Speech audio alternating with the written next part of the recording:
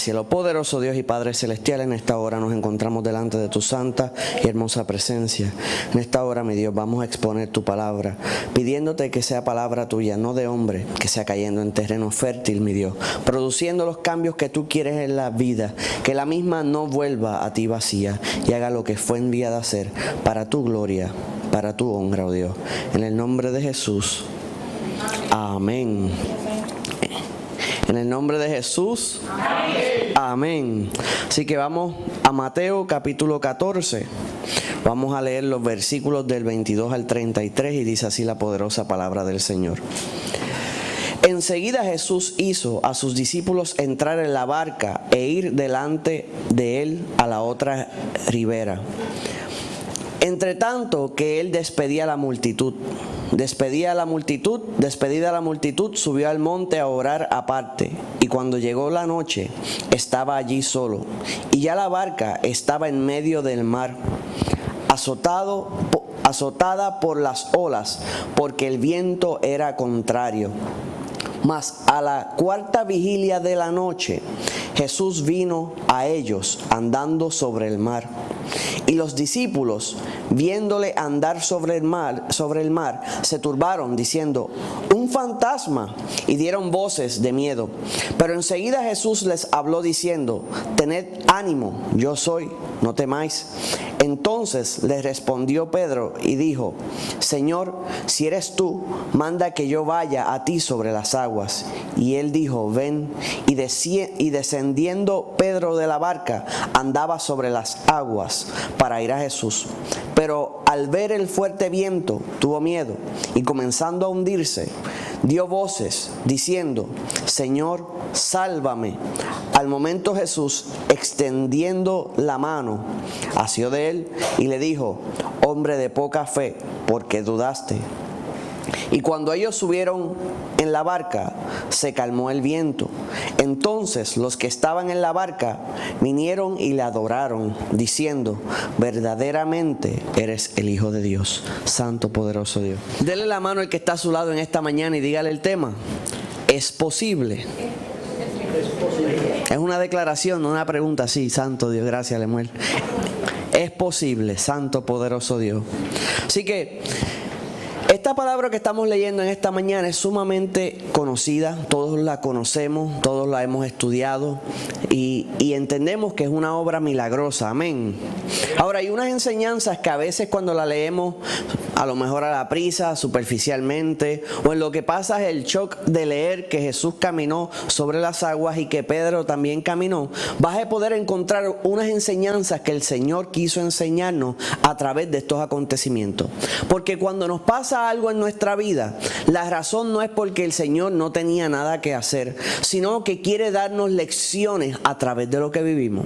Porque vas a observar en la palabra del Señor que antes de este acontecimiento aconteció un milagro poderoso. El Señor había multiplicado los panes y los peces, había alimento para todos, pero va a descubrir en la palabra del Señor que cuando este hecho aconteció, donde sus discípulos estaban en la barca en el medio del mar en una tormenta, dice que todavía sus corazones estaban endurecidos.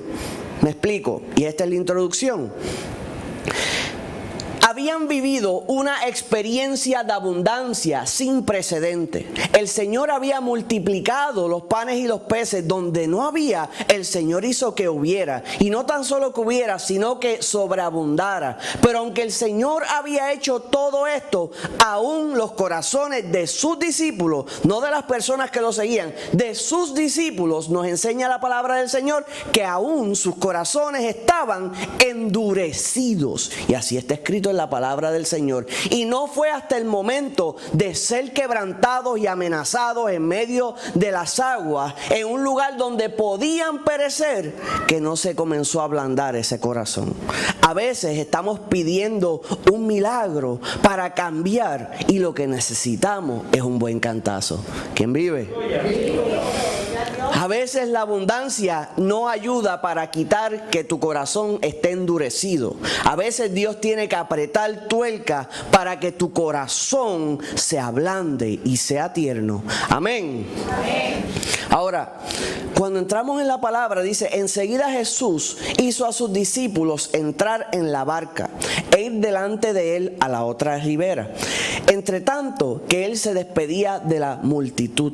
O sea que había acontecido la multiplicación de los panes y los peces, pero Jesús determinó que no estaría entrando en la nave con sus discípulos, sino que él iba a sacar un espacio de oración. Y eso es una tendencia, un hábito que Jesús tenía, que recurrentemente estaba buscando un espacio de soledad donde él podía orar y retirarse con el Señor sin más nadie. La palabra nos enseña que él despidió a la multitud. Váyanse, despidió a los discípulos, vayan adelantando al otro lado, y que él se fue solito al monte a orar y a buscar de la presencia del Señor. Y a veces nosotros se nos olvida que eso es algo que el Señor quiere de nosotros. Orar en grupo es hermoso, orar como congregación es hermoso también, reunirse por sociedad y orar, eso es poderoso. Pero hay momentos que tienes que aprender a orar solito. Dile al que está a tu lado, solito también te toca. Porque a veces pretendemos ver lo que queremos ver en público, lo que no estuvimos haciendo en privado. Queremos aparentar de que hacemos lo que realmente no hicimos en privado. Hay gente que siente la presencia y busca cuando hay mucha gente, pero le pesa irse solo a buscar la presencia del Señor, solo a clamar, solo a llenarse de su presencia. Amén. Sin embargo, lo que nos enseña Jesús es que esos momentos son buenísimos. Porque en esos momentos solo fue que Elías estuvo la revelación dentro de la cueva. Solo fue que Moisés vio al Señor. Solo fue que estuvo el Señor en un sinnúmero de ocasiones donde el Señor se reveló poderosamente. Dile al que está a tu lado, estar solo a veces es bueno. Dice la palabra, despedida de la multitud, subió al monte a orar aparte, y cuando llegó a la noche estaba allí solo. Así que una de las enseñanzas que el Señor nos quiere dar, que hay momentos, espacios donde debemos estar solos. Segundo, y ya la barca estaba en medio del mar, azotada por las olas, porque el viento era contrario. Ahora, vamos a analizar y vamos a tomar ciertas medidas. Recientemente descubrieron una barca, le hicieron las pruebas de carbono y eran del tiempo de Jesús, de las barcas utilizadas en Capernaum y en las áreas pesqueras en el área de Israel. Estaba muy bien preservada y pudieron determinar las medidas de las barcas utilizadas.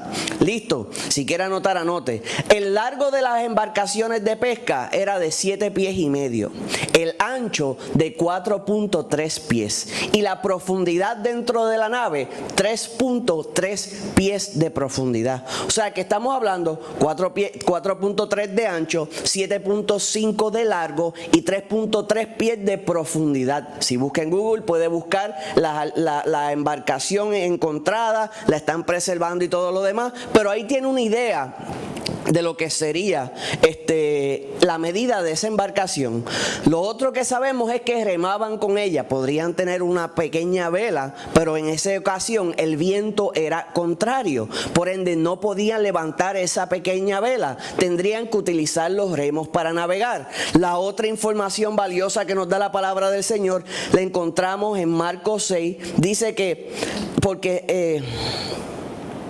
y viéndoles remar con gran fatiga, cerca de la cuarta vigilia, santo poderoso Dios, aquí está, disculpe, en Juan 6, 19, cuando habían remado como 25 a 30 estadios, así que la palabra también nos enseña la distancia aproximada, más nos dice que aproximadamente estaban en el centro. Estamos hablando que estaban a distancia de tierra de 2.75 millas a 3.3 millas de distancia de la orilla. Amén. ¿Cuántos aquí han visto la pista de Salinas? ¿O han visto una pista de carrera? Alza la mano si ha visto una pista. Eso es un cuarto de milla. ¿Se ve largo o no se ve largo ese cuarto de milla? Se ve largo, ¿verdad? Pues entonces estamos hablando que era poco más de 12 veces más larga la distancia que ellos habían recorrido. Lo otro que nos enseña la palabra del Señor es que estaba anocheciendo. O sea, que estaba apuntando allá a oscureciendo. La hora promedio aproximada de oscurecer en Israel es más o menos a las 6:40, 6:50. Vamos a irnos y decir que eran las 7. La palabra nos enseña que luego de la cuarta vigilia es que el Señor aparece. Y que cuando ellos estaban remando, cuando ellos estaban en medio de la tormenta, era de noche. El promedio del tiempo que ellos estuvieron remando está entre 7 a 9 horas. ¿Cuántos han visto en la película que empieza la tormenta y a los 5 minutos llegó Jesús? Llegó Jesús. Santo Dios, fue un sustito. Pero la distancia desde que comenzó, el tiempo desde que comenzó la tormenta hasta la llegada de Jesús, mínimo fue entre 7 a 9 horas, pero pudo haber sido hasta 12 horas. ¿Quién vive? O sea que estamos hablando de que estos discípulos estaban en medio de una tormenta con una barca más corta de 8 pies. Disculpe, el largo se lo dije mal, 7.5 metros, la medida real es 25 pies. 25 pies. O sea que son 25 pies de largo, 4 pies de ancho. Es que anoté los metros en vez de los pies. Entonces, ellos están moviendo esta barca que para la cantidad de hombres es significativa en medio de una tormenta, pero por un sinnúmero de horas. Amén. Ahora, lo lindo es que una embarcación de este tiempo, ¿qué necesita para correr? ¿Qué tienes que echarle? Combustible. Tienes que echarle, si es diésel, diésel. Si es gasolina, gasolina. Pero el Señor le había dado la multiplicación, la gran cena, la multiplicación de los panes y los peces. Y le había dado la energía que ellos necesitarían antes de entrar a la tormenta. Dile al que está a tu lado, el Señor te prepara. El Señor tiene el cuidado hasta de nuestra alimentación. Cuando usted vea la palabra y usted ve los hechos de Elías, el Señor lo alimentó en preparación a lo que vendría. Y a los discípulos no fue la excepción. El Señor sabía lo que ellos estarían confrontando y los alimentó lo suficiente como para poder resistir lo que vendría. Nada nos sobreviene sin que el Señor lo sepa. Nada nos sobreviene sin que el Señor lo sepa. Las situaciones que nos llegan son sorpresa para nosotros, no para Dios. Y comúnmente cuando todo termina te vas a dar cuenta que Dios lo sabía de antemano. Amén. Amén. Dice, no, el Señor me preparó, el Señor hizo esto, el Señor tuvo cuidado de mí en esto, el Señor estuvo pendiente. Y el que está atento a las palabras del Señor, el Señor, como se hablaba en la escuela dominical, no hace nada sin antes revelárselo a los suyos. En la palabra nos enseña que no hace nada sin antes declarárselo a sus profetas. Pero la realidad es que Dios nos avisa y podemos sentir de antemano y nos preparamos. Amén. Porque usted cree que antes de María había muchas familias ahorrando alimento. De hecho, por ejemplo, los bajos de la iglesia estaban llenos de alimento y estuvimos dando viajes y viajes y viajes y viajes, entregando alimentos y distintas cosas, porque de antemano estábamos preparados y no sabíamos cuán cerca estaba el momento de esa necesidad. Pero el Señor sí. Ahora, dice la palabra del Señor también, que esto es lo que quería decirle ahorita. Lo vas a encontrar en Marcos capítulo 6, versículo 52. Hablando de esta misma historia, dice, porque aún, al final dice, porque aún no habían entendido lo de los panes, por cuanto estaban endurecidos sus corazones. ¿Cuánto tiempo caminando con Jesús? Pero todavía este punto, sus corazones estaban endurecidos. Analice. Todo lo que había ya acontecido, todo lo que habían experimentado, todo lo que habían visto, A lo mejor se los echaban desde que eran de los que caminaban con Jesús. Pero hasta este punto, todavía en este momento, sus corazones estaban endurecidos. Ahora la pregunta es, si ellos que estaban caminando con Jesús y vieron todo lo que vieron, hasta ese punto sus corazones estaban endurecidos, ¿no es posible que nos pase lo mismo a nosotros, aún después de todo lo que hemos vivido? Gloria a Jesús, aleluya. Porque a veces miramos de corazones endurecidos hacia afuera, pero Dios no nos manda a mirar hacia afuera, nos manda a mirar hacia adentro. Amén. ¿Todavía te regocijas cuando un alma se entrega al Señor o se reconcilia? ¿O te da lo mismo? Si te da lo mismo, tu corazón está endurecido. Si cuando el Señor obra y hace algo a tu favor, tú dices, qué bueno, Señor, y no le das muchas gracias ni importancia, tu corazón está endurecido. Si te da lo mismo que Dios hable o no hable, tu corazón está endurecido. Si te importa lo mismo ver milagros o que el martes de oración Dios se mueva o no se mueva, el jueves aprenda o no aprenda, el domingo que Dios se glorifique o no se glorifique, estás endurecido. Y el Señor, por su gracia y su misericordia, va a enviar tormentas a tu dirección para ablandar tu corazón. Y no puedes decirle, Dios, ¿por qué me hiciste esto? Porque eso se llama una herida autoinfligida. Hay muchachos, ¿verdad? Por la noche a veces que se ponen incordios. ¿Usted no le ha pasado eso cuando usted nene chiquito, se pone incordio? Y usted le dice, ¿tú como que estás deseando una buena nalgada para irte a dormir? Usted no le ha dicho eso, yo soy el único.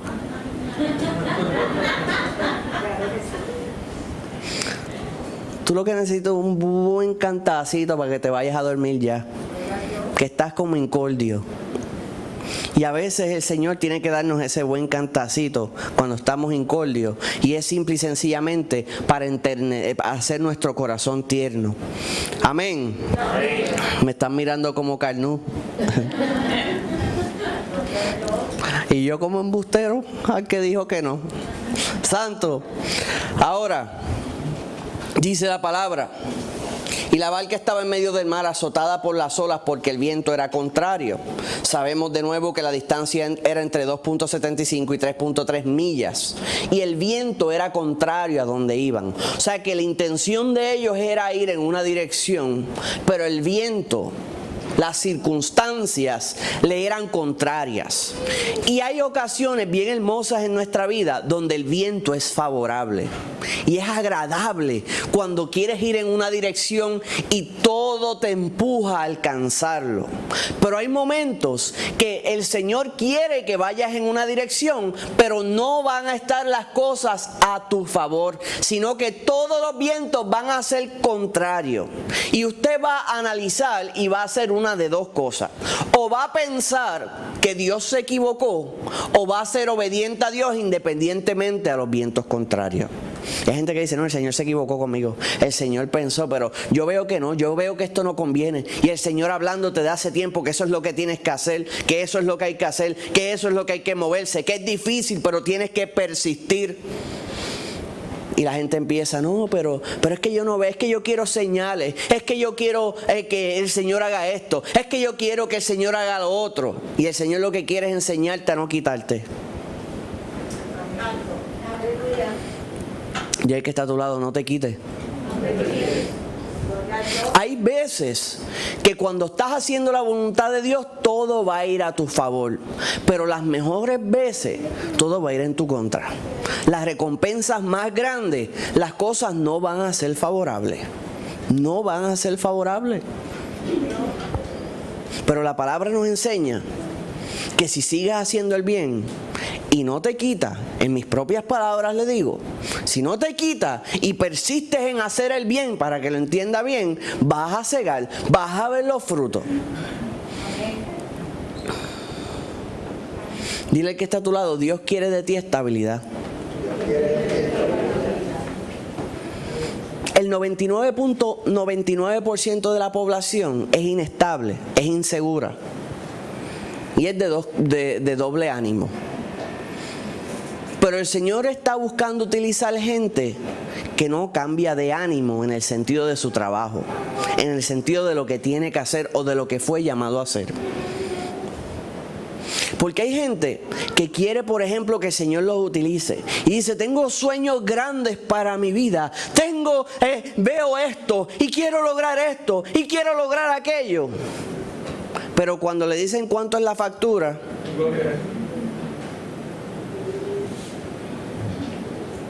los estándares bajan.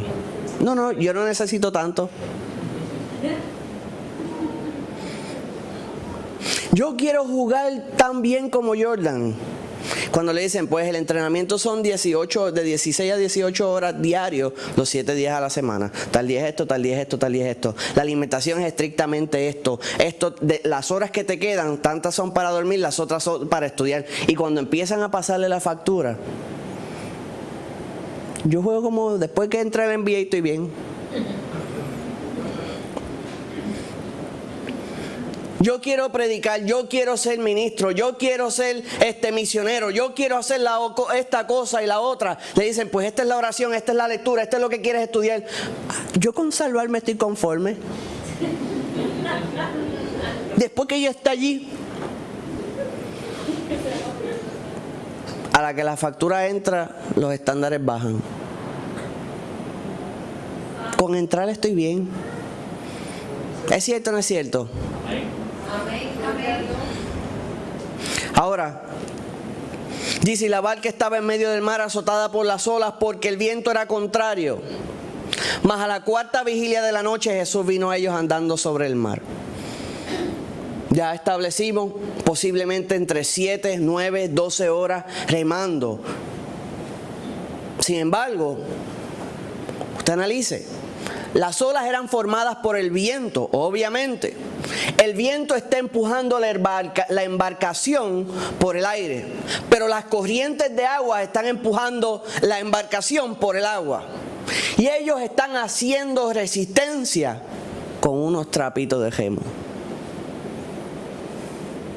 Por 1 hora, por 2 horas, por 3 horas, por 4 horas. ¿Usted sabe los molleros que tenían que tener? ¿Usted sabe cuando hacía así, flexiaba Pedro, cómo tenían que estar esos brazos? Tantas horas consecutivas sin detenerse, sin parar. Sin embargo, cuando miramos las iglesias, con cualquier cosa, sueltan lo que tengan en la mano.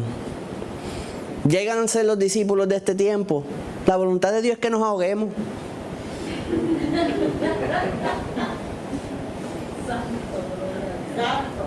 Pues suelta los remos y que Dios nos manda donde quiera. Cuando Dios ya había dicho una palabra y le había indicado hacia dónde tenían que ir, no es a donde quiera.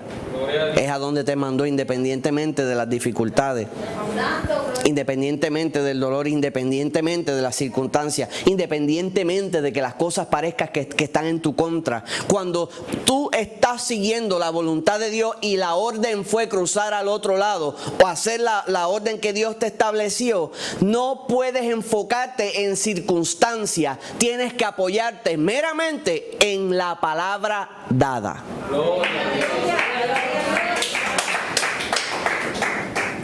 Pero comenzamos a inventar historias. Comenzamos a buscar palabras o historias para virarlas al revés y hacer bíblicos rendirse. ¿Ustedes han escuchado ese tipo de gente? Que busca y cambia una historia, lo que significa, y dice, no, es bíblico quitarse. Es bíblico esto. ¿Qué sé yo qué? Y buscan cómo justificar lo que no se puede justificar. Cuando a nosotros nos corresponde meramente y simplemente seguir la palabra dada, y la palabra dada es la Biblia. Gloria a Dios. Si contradice la Biblia, no fue Dios. Si Dios te declaró una palabra a ti, su voluntad es su palabra, no lo que tú estás pensando. No tus deseos de rendirte, no la fatiga y no las circunstancias que estás viendo. Es la palabra dada lo que cuenta. Entonces, Mas a la cuarta vigilia de la noche Jesús vino a ellos andando sobre el mar. La cuarta vigilia nos enseña la historia que es de 3 a 6 de la mañana. Hay un chiste de esto que lo hemos hecho antes, bien jocoso. Y es que los judíos tenían una creencia. ¿Cuántos lo han escuchado? La creencia de los judíos. Amén. Los judíos tenían una creencia. Y la creencia era que cuando eras pescador y estabas en alta mar y de momento se sobremontaba una tormenta, justo antes de morir, aparecería un fantasma indicándote que tú eres el próximo.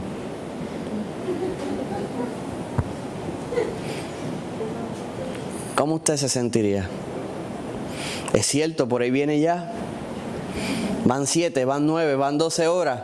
Llegó la hora de dar cuenta. Ahora, había una nueva lección en este momento. Cuando usted va al Antiguo Testamento, va a haber muchos milagros, no tantos como en el Nuevo, pero va a haber algo interesante.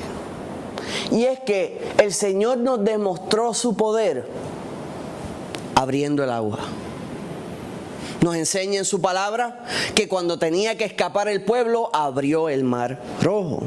Nos enseñó en su palabra que cuando su pueblo iba a Jericó, abrió el Jordán. Nos enseña en su palabra que cuando Elías fue a cruzar el Jordán, el Señor lo abrió. Y luego cuando viró Eliseo, lo abrió nuevamente. Así que en 4 ocasiones, agua fue abierta. Una con el mar Rojo, 3 veces fue abierto el Jordán. Pero Dios quería enseñar que no tan solo Él tenía el poder de abrir el agua, sino que también se podía caminar sobre él. Aleluya. Gloria a Dios. Porque en el tiempo antiguo, tú puedes comprender, ¿no? El ser humano no flota. La única manera que esto puede acontecer es que el Señor abra el agua y caminemos en tierra, porque este cuerpo necesita, tú sabes, poner sus pies sobre algo firme. Pero el Señor lo estaba llevando a otro nivel, que la firmeza no está en la tierra, la firmeza está caminar en fe, caminar en el Señor, caminar guiado por el Espíritu de Dios. La firmeza de un creyente no está en el terreno, está en su fe. Gloria a Dios. No hay límites en Jesucristo. Toda limitación fue rota con Cristo.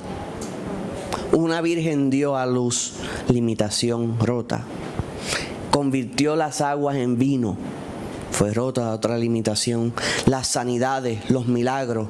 Resucitó a la hija de Jairo. Resucitó al hijo de la viuda de Naín. Resucitó a Lázaro. No inmediatamente, 4 días luego de su muerte. Así que nos enseña que en Cristo no hay limitaciones.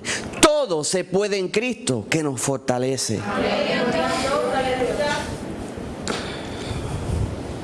Y los discípulos, viéndolo andar sobre el mar, se turbaron diciendo: un fantasma, y dieron voces de miedo.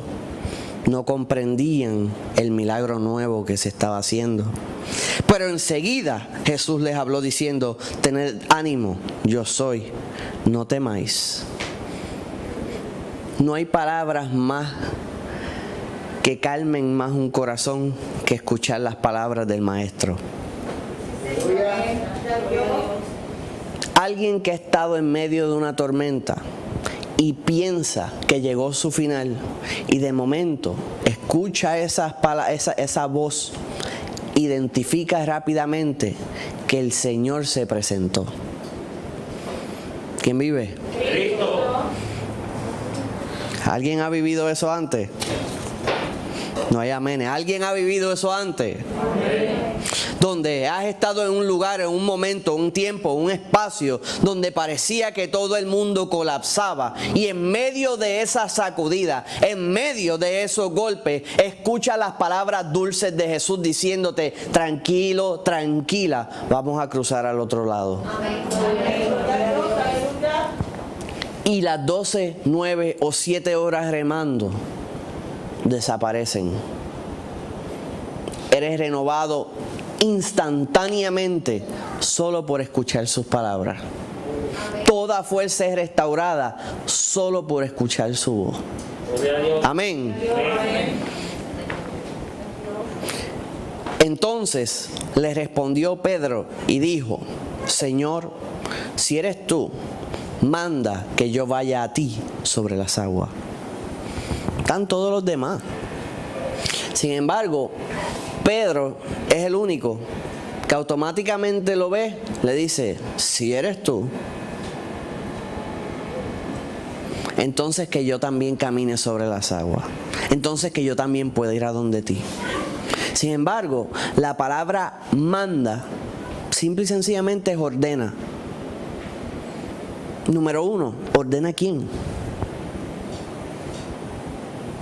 Ordénalo a él y ordena el agua que me sostenga.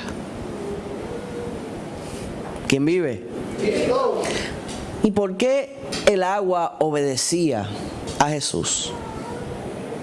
Obviamente porque es el Señor. Pero ¿tenía el agua experiencia con Cristo? Recuerden en Génesis, en la creación, y Juan 1:1 que nos enseña que Jesús es el verbo hecho carne. En inglés, cuando lee, dice the word o la palabra, porque nuestro Señor Jesús es la palabra. Entonces, cuando comenzó en Génesis, dijo el Señor: hagamos, indicando que estaba presente la preexistencia de nuestro Señor Jesús, donde a través de Él todo fue hecho. Por ende, ya el agua conocía muy bien a Jesús. Fue su creador. Y entonces le dijo: ven, pidió. Los demás no caminaron porque no pidieron. Dile al que está a tu lado: pide. Pide. Pide. Lo que estás necesitando, pídelo. Lo que quieres ver hecho, pídelo. Deja de quejarte y de llorar porque no lo tienes, porque no lo has logrado, porque no ha acontecido. Deja de reclamar y de los berrinches. Y simple y sencillamente pídelo. Y entonces lo pidió y dijo: ven. Se cumplió su petición y descendió Pedro de la barca y andaba sobre las aguas para ir a Jesús. Cuando Dios nos hace hacer lo imposible, no es como decimos en buen puertorriqueño, para pajarear, es para ir a Él. No lo hizo caminar sobre las aguas para que hiciera un bailecito bobo, ni para que comenzara a darle vueltas a la embarcación, ni para que, como los remos lo habían cansado, irse atrás y empujarlo como si fuera un carro. No. La razón por la cual lo hizo caminar sobre las aguas eran para que fuera a Él. Y cuando nosotros, en el nombre del Señor, hacemos lo imposible, es para ir al Señor. Amén. Amén. Al momento Jesús extendió la mano. Pero al ver el fuerte viento, tuvo miedo y comenzó a hundirse y dio voces diciendo: Señor mío, sálvame. Al momento Jesús, extendiendo la mano, asió de él y le dijo: hombre de poca fe, ¿por qué dudaste? Así que Pedro sabía usar esa boca muy bien. En un rápido momento, primero dijo: Señor, da la orden que yo pueda ir a ti. Y cuando comenzó a hundirse, rápido dijo: espera, sálvame. Número 1, vio el fuerte viento y tuvo miedo. Y comenzó a hundirse y dio a voces. Inicialmente, cuando comenzó todo, sabemos que la mirada de Pedro estaba puesta en el alegado fantasma, que ahora sabía que era Jesús. Pero en el camino se enfocó en los vientos otra vez. Y cuando su mirada fue quitada del maestro, comenzó a hundirse. Mi pregunta es: ¿te estás hundiendo en esta mañana?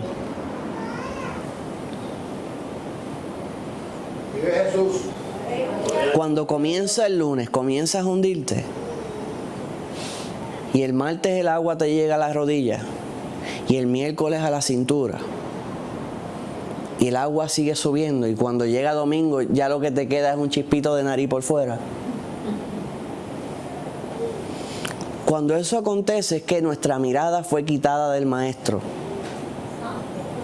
Y el lunes te enfocaste en las situaciones del trabajo, en las situaciones de cualquier situación que puedas estar teniendo. Y el martes se agrava.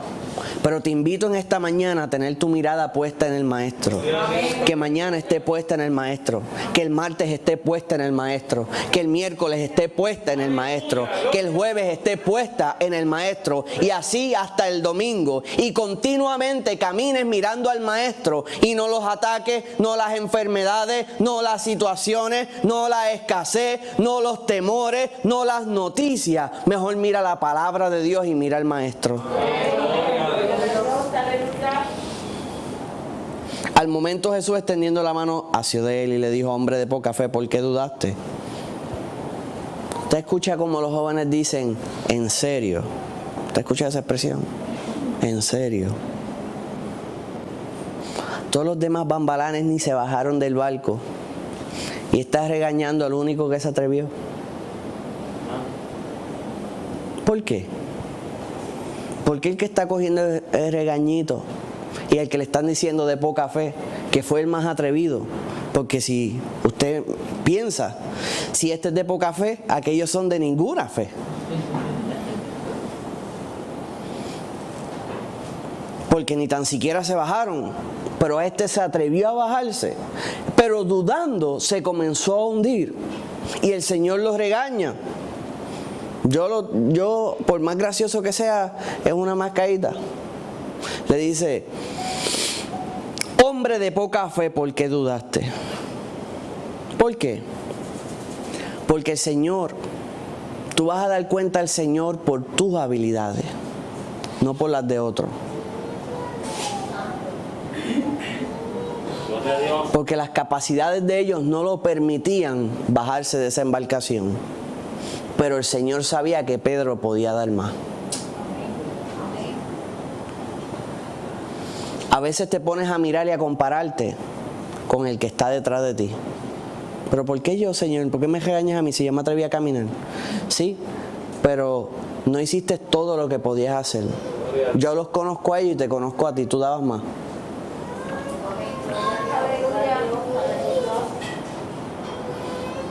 Al ser humano le encanta compararse hacia abajo. Yo estoy mejor que tal. Yo estoy mejor que lo otro. Pero tranquilo, yo estoy mejor que qué sé yo qué. Cuando se supone que nos comparemos hacia arriba, que es compararnos con Jesús. Y cuando miras hacia arriba, te vas a seguir dando cuenta que estás bien lejos y bien corto. Y te falta mucho. Porque compararte con un deambulante es un mamey. Compararte con un criminal es un mamey. Compararte con alguien que hurta y que hace cosas malas es facilito. Pero compárate con Cristo. Y vas a encontrar que hay mucho que limpiar, mucho que sacar, mucho que cambiar, mucho que eliminar. Santo, poderoso Dios. Dice que, ¿por qué dudaste? Y cuando ellos subieron a la barca, se calmó el viento. ¿Ves? Persistieron, resistieron. Y en cierto momento, el maestro llegó a la embarcación. Pero él llega a la embarcación no cuando queremos. Él llega en el momento preciso. Todos los seres humanos tenemos algo de manipuladores. Lo aprendemos, lo llevamos en nuestro DNA de chiquito. Niño o niña de 2 años: papi, cómprame este juguete. No, mi amor, no se puede. Tú no me quieres. Manipulación. 12 años: papi, mami, yo quiero esto. No, no es el momento. A mí no me quieren en esta casa. Nada ha cambiado. Desde los 2 hasta los 12 siguen manipulando. Y hay de 30 todavía diciendo que son la ovejita negra. Si yo tuviera $1 por cada persona que me dice que es la ovejita negra de la familia, tuviéramos un templo enorme.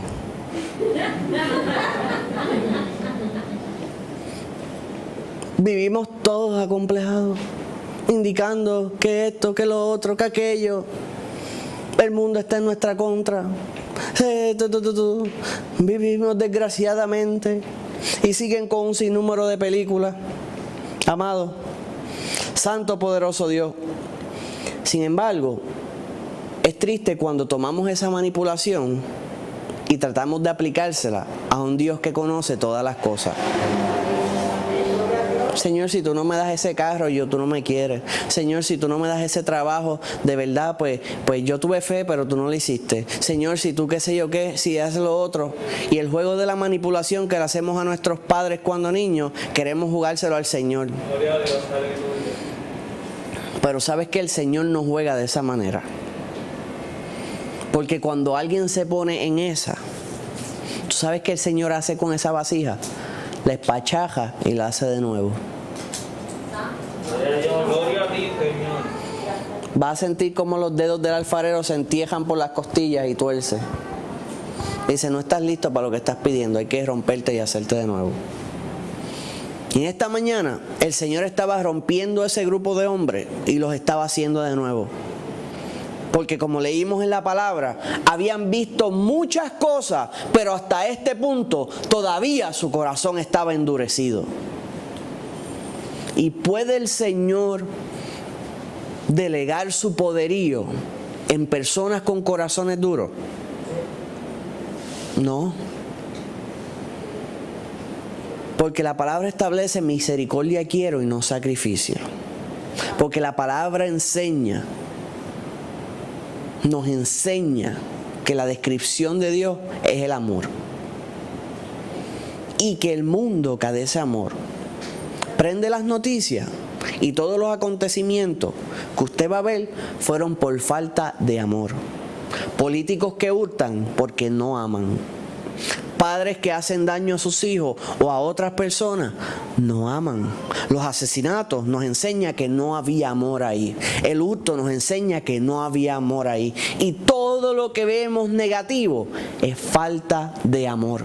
Y si hay falta de amor, hay falta de Dios, que es la fuente de todo amor. Pero ¿qué pasa cuando la iglesia que representa a nuestro Señor Jesús no demuestra el amor? ¿Quién vive? Esas cosas pasan cuando en medio de la batalla somos endurecidos. Pero la palabra nos advierte en Mateo que el que ame hasta el fin. ¿Qué pasó con el que ame hasta el fin?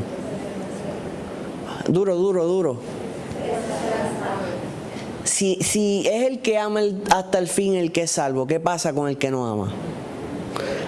Llega a sus propias conclusiones. Y cuando llegó, se calmó el viento. Entonces los que estaban en la barca vinieron a él y le adoraron, diciendo, verdaderamente eres el Hijo de Dios.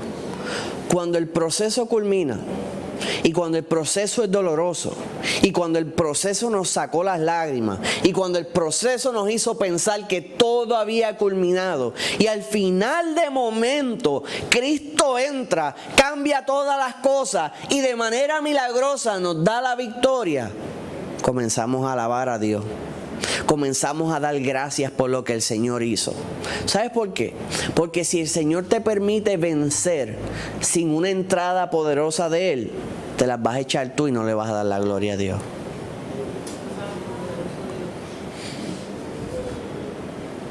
Si con los molleros llegaban a la orilla, ¿a quién le iban a dar la gloria? ¿Viste? Estos brazos peposos que tengo, estos qué sé yo qué. Pero el Señor lo hace que sea imposible para ti, para que aprendas a fortalecer tu fe y no tus músculos. Vamos a estar puestos en pie en esta hora. Ahora, recuerde siempre que en Cristo todo es posible. Amén. Gloria a Dios. En el Antiguo Testamento pensaban que Dios solamente podía obrar de una manera, abriendo el agua.